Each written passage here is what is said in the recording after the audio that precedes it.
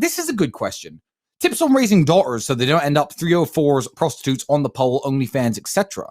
Most men I know don't have daughters for these reasons. I'll chime in very quickly and I'll say, one, I have recruited, I think, although you've worked with a lot, more girls into, I guess, the adult entertainment industry than anyone else. I really have.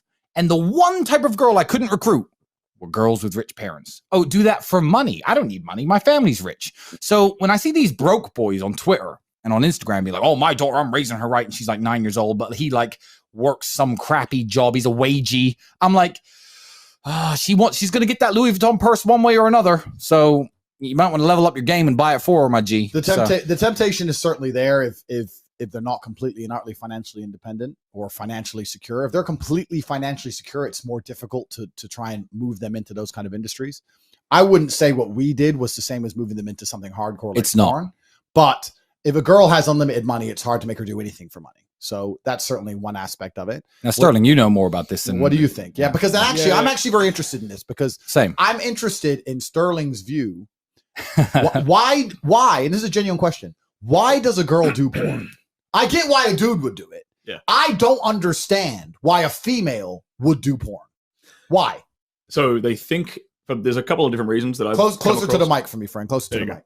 There's a couple of different reasons I found, and it's one is I think it's a lot more lucrative than it actually is. Yes. Okay. Right. You guys obviously know that a webcam model or a girl who's doing OnlyFans who's not doing porn can make a ton of money. Yes. Right. So they think it's a lot more lucrative than it actually is. So that kind of seduces them into it. They think it's easy money. It's not that easy. It's there's a bit of professionalism required, right? You have to work when you don't want to work. Another thing I've seen a lot of is there's a lot of kind of payback reasons, like getting back at the ex-boyfriend, getting back at dad.